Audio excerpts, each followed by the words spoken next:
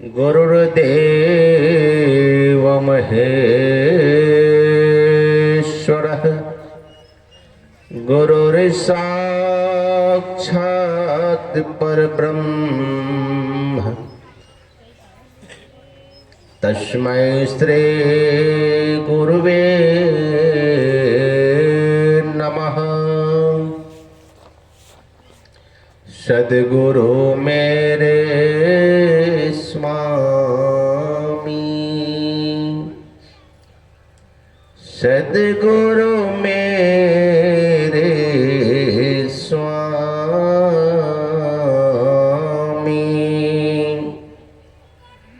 मैं उनके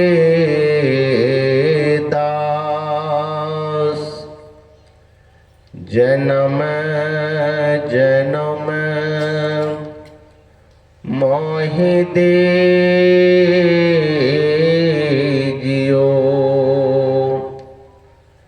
निज चरणन में वास।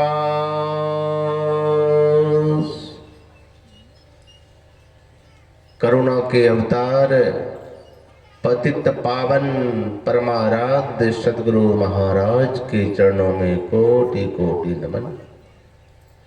उपस्थित सत्संग प्रेमी माताओं एवं बहनों,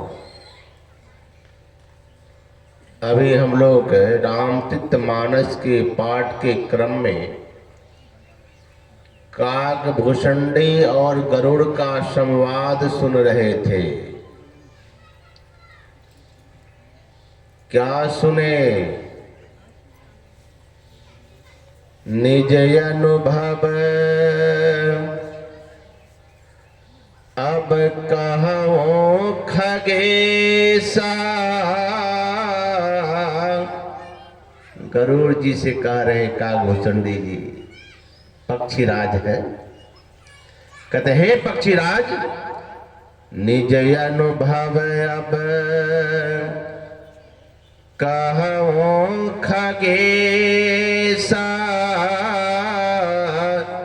बिनु हरि भजन ना जाहि कलेसा। हे पक्षीराज, कोई भी उपाय कर लीजिए, दुनिया के लोग कितनों कुछ भी व्यवस्था कर लें, लेकिन दुख का अंत तो तब होगा जबकि वह परमात्मा की भक्ति करेगा। तो कछु और विचारत हो नर, तेरो विचार धरे ही रहेगो। बहुत विचार कर रहे हैं हम लोग, मुंह बंद रखिए। बहुत विचार करते हैं, बिल्कुल मुंह बंद रहना चाहिए, एक भी आवाज नहीं निकलनी चाहिए। बहुत विचार करते हैं, कितना ही विचार कर लीजिए, तो कछु और विचारत हो नर, तेरो विचार धरे ही रहेगो। कोटि पाई करे धन के, भाग लिखो तितनो ही लहेगो।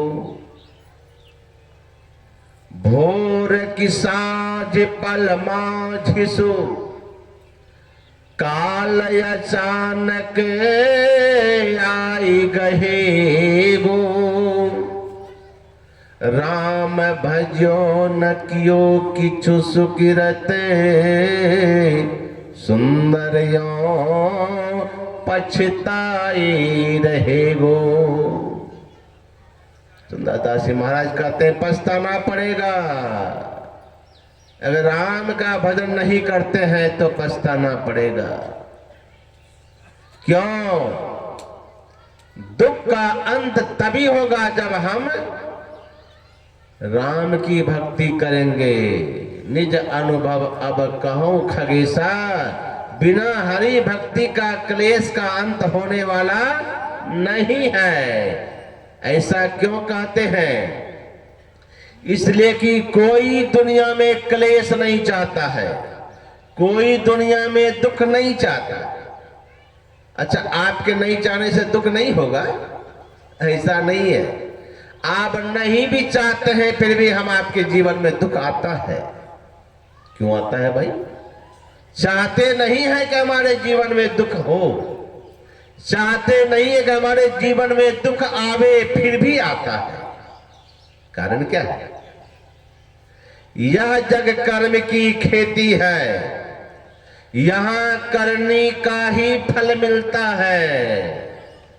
अपने ही कर्मों से सुख दुख का भागी बनता है। आपको दुख अगर मिल रहा है तो आपके कर्मों का फल है। ध्यान दीजिएगा, चाहते नहीं हैं फिर भी दुख आता है। तो किसके कर्मों का फल है? वो निज कर्मों का ही फल है जो हमारे जीवन में दुख। यह जीव अपने ही कर्मों से सुख दुख का भागी बनता है। कहते हैं बाबा हम तो कोई दुष्कर्म नहीं किए, हम तो गुरु बाबा से दीक्षा भी लिए। कहते हैं बाबा अपने कर्मों का फल भोगना होता है, हमको तो कोई ऐसा नहीं है बाबा। हम किसी को तंग नहीं करते, किसी को सताते नहीं है, किसी का कोई अनिष्ट नहीं किए, किसी को कोई दुख नहीं दिए। तो हमारे जीवन में दुख क्यों है बाबा? हमको तो याद है बाबा, हम किसी का, हमारे परिवार में कोई ऐसे सब सज्जन हैं जो किसी को कुछ दुख नहीं देते। तो फिर हमारे जीवन में दुख आ कहां से जाता है भाई? जब कहते यह हमारे ही कर्मों का फल है, हम आपके ही किए का फल है दुख। भगवान बुद्ध ने भी कहा है हमारे वर्तमान हालत हमारे विचारों का फल है। मनुष्य अगर अच्छी कल्पना से कर्म करता है, सोचता है, विचारता है तो सुख वैसे चलता है जैसे मनुष्य की छाया जो कभी साथ नहीं छोड़ती। मनुष्य अगर बुरी कल्पना से कर्म करता है, सोचता है, विचारता है तो दुख वैसे चलता है जैसे गाड़ी बैलों के पीछे गाड़ी का चक्का जिसको वह स्वयं खींचता है। तो हम कोई बुरा कर्म किए नहीं बाबा, तो हमारे जीवन में दुख कहां से आ जाता है? कहां से दुख आ जाता है? अरे आपको तो इस जीवन की बात याद है तो आप ताल ठोकते हैं बाबा हम तो कोई पाप नहीं किए, किसी को दुख नहीं दिए, किसी का गला नहीं घोटे, किसी का गला नहीं काटे, किसी को कोई दुख नहीं दिए। तो हमको दुख कहां से आ गया? तो आपको तो एक जन्मों की बात है, इसी में ताल ठोक रहे हैं। यहाँ तो धृतराष्ट्र ने भगवान कृष्ण, बच्चे को हटाइए, धृतराष्ट्र ने कहा था भगवान कृष्ण से, क्या कहा था कि हे कृष्ण मुझे 1-2 जन्म नहीं 100 जन्मों की बात याद है। क्या कहा कि हमें 100 जन्मों की बात याद है, हमने कोई ऐसा दुष्कर्म नहीं किया जिसका परिणाम मुझे जो आज देखना पड़ा या देखना पड़े, ऐसा मैंने कोई दुष्कर्म नहीं किया। मेरे 100 पुत्र मेरे सामने मारे चले गए, मैं देखता रह गया, बचा नहीं पाया। अंधा बन के जन्म लिया, मैं तो 100 जन्मों तक कोई पाप नहीं किया। भगवान कृष्ण ने कहा इसके पहले की बात याद है? क्या इसके पहले की बात तो याद नहीं है? क्या इसके पहले भी आप कुछ किए हैं उसका तो याद नहीं है? या 100 जन्म का कर्म का फल का याद है, कर्म मैंने जो किया है उसको याद है। 100 जन्म तक मैंने कोई ऐसा दुष्कर्म नहीं किया। उसके पहले किया था, क्या किया था? तो 100 हंस के बच्चे को काट करके खाए थे 100 जन्म पहले। वो देखिए पीछा कहां करते करते आया। आप कहते हैं ना बाबा दीक्षा लिए, ये 10-20 साल के बाद याद है या 50 साल के बाद याद है। यहाँ तो 100 जन्म तक कोई दुष्कर्म नहीं किया। फिर उसके पहले दुष्कर्म हुआ था, वह दुष्कर्म का फल पीछा करते करते 100 जन्मों के बाद वह कर्म का फल आया कि उनके 100 पुत्र उनके मारे गए और जन्मांत पैदा हुआ। श्री सतगुरु महाराज की जय। हम जो भी करते हैं उसका फल हम आपको भोगना पड़ता है। हम आपके जीवन में अगर दुख है तो वो हमारे ही कर्मों का फल है। जो भी करते हैं सबका लेखा जोखा होता है। मालिक के दरबार में सबका जीवन खाता। जैसा जैसा जो कर्म करे वैसा वैसा फल पाता। बड़े बड़े कानून वहां की बड़ी बड़ी मर्यादा, ना किसी को कम मिलता है ना किसी को ज्यादा। मेरे मालिक के दरबार में सबका जीवन खाता। जो जो हम आप कर रहे हैं सब खाता में लिखा जा रहा है। ये जो सत्संग का आयोजन कर रहे हैं हमारे माता जी, ऐसे क्या पूछते हैं? अभी लगता होगा लोग कहते हैं बाबा दुनिया में कुछ साथ जाने वाला नहीं। प्राय लोग हम लोग भी बोलते हैं क्या लेकर के आए थे क्या लेकर के जाएंगे दुनिया से। धन दौलत सब यहीं पड़ा रह जाएगा, माल खजाना सब यहीं पड़ा रह जाएगा। सब कहते हैं सब यहीं रह जाएगा, कुछ जाने वाला नहीं। क्यों? लेकर कैसे जाएंगे? उलझन कुछ ऐसी समस्याएं हल नहीं होती। यही सोच कर ये आंखें सोने नहीं देती। दुनिया में खूब कमाया, क्या हीरा क्या मोती, परंतु क्या करो यारो, कफन में जेब नहीं। कफन में जेब होती तब तो कुछ भर के ले जाते, लेकिन दुर्भाग्य है कफन में जेब नहीं होती, हाथ में शक्ति नहीं, लेके कैसे जाएंगे? बेजान बेकार लट्ठी की तरह तन पड़ा रहेगा, कुछ लेके नहीं जाएंगे। लेकिन मैं कहता हूं आपका धन भी आपके साथ जाएगा, लेकिन ले जाने का तरीका सीख लीजिए। बिठाइए उसको, कहीं बैठेंगे वो, आप नहीं बैठिए। आपका धन भी आपके साथ जाएगा। कब? ऐसे नहीं जाएगा कि जो कमा कमा के आप तिजोरी में बंद रखे हैं। ध्यान दीजिएगा, धन कमा रहे हैं, कमाइए, कमाना बुरा नहीं है। हमारे गुरु महाराज से भी परम संत बाबा देवी साहब जो गुरु महाराज के गुरु थे, उन्होंने कहा था कि स्वावलंबी जीवन बिताना लाला, भीख मांग के मत खाना, अपने पसीने की कमाई से खाना। और जवानी में इतना कमा लेना, इतना धन जमा कर लेना कि बुढ़ापा में किसी के सामने हाथ फैलाना नहीं पड़े। गुरु महाराज नहीं कहते निठल्ले होके बैठ के रहो।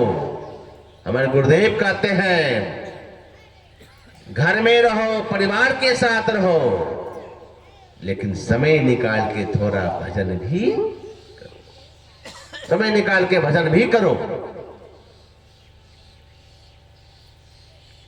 तो मैं कह रहा था कि लोग कहते हैं धन साथ जाने वाला नहीं है।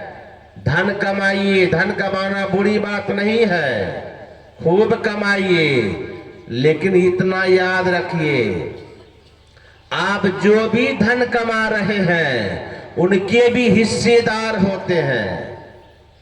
कौन कौन हिस्सा है तो सुन लीजिए। आपके घर में जो लक्ष्मी है तिजोरी में बंद, धन है आपके तिजोरी में बंद, चाहे अनाज है कि चाहे पैसा है, सोना चांदी, जो भी धन अर्जित करके रखे हैं, तो उनमें 4 हिस्सेदार है। कौन?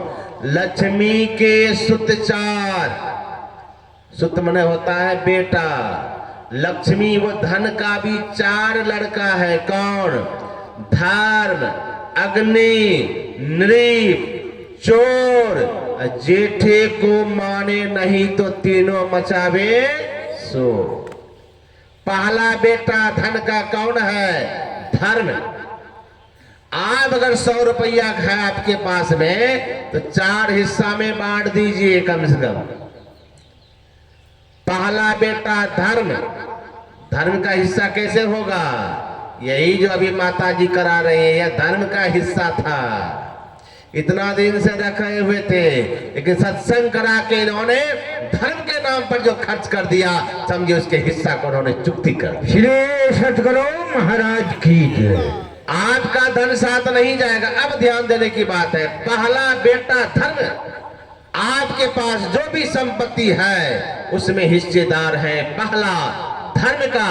आप अपनी कमाई से अगर धर्म में खर्च नहीं करते हैं, दान नहीं करते हैं, पुण्य नहीं करते हैं, किसी को एक मुट्ठी खिलाते नहीं है भोजन, किसी साधु संतों को अगर दान पुण्य नहीं करते हैं, अगर आप किसी मंदिर में भी कोई सहयोग नहीं करते हैं, सत्संग के नाम पर कभी चंदा मांगे आप देने से कतराते हैं, याद रखिएगा आपके घर में मुकदमा, आपके घर में बीमारी, आपके घर में आफत आता ही रहेगा। क्यों? आपने धर्म के भी हिस्से को बचा दिया, धर्म के हिस्से को भी आपने रख लिया। अगर उसमें से धर्म का हिस्सा निकाल के अगर आप खर्च कर देते हैं, जरूर इस यज्ञ को कराने में पैसे की खर्च हुई, अनाज खर्च हुआ, ऐसे नहीं हो गया, पंडाल ऐसे नहीं लग गया है, बाजा ऐसे नहीं बज रहा है, भंडारा चल रहा था ऐसे नहीं चल रहा था, उसके पीछे पैसे खर्च हुए। आज लगा होगा कि 50,000 लाख रुपया हमारे पॉकेट से निकल गया, सत्संग कराए लाखों रुपया गल गया, आपकी अलमारी से लाख रुपया घर से निकल गया, लगा होगा हाथ खाली हो गया। लेकिन आज लगता है कि आपका हाथ खाली हो गया। अगर आपने उस धन में से जो 50,000 लाख रुपया जो भी इस यज्ञ में खर्च किए हैं, आप याद रखिएगा, अभी तो लगता है खर्च हो गया, कहते हैं कि दुनिया से कुछ लेके नहीं जाते हैं, लेकिन याद रखिए यह खर्च किया हुआ धर्म के पीछे जो धन है, आप जब उस यात्रा को जाएंगे यह दान किया हुआ धन आपके साथ साथ चला जाएगा। श्री सतगुरु महाराज। धर्म में खर्च किया हुआ धन आपके साथ जाएंगे। क्यों? आपने इस संसारिक धन को तो गमाया, लेकिन उसके बदले में धर्म रूपी धन कमाया, जिसके बारे में मीराबाई ने कहा, पायो जी मैं तो राम रतन धन, वस्तु अमोलक दी मेरी सतगुरु ने। यह धन कैसा है? चोर न लेवे खर्च न होवे। आपके इस संसारिक धन को अगर रखेंगे तो चोर का भी डर है,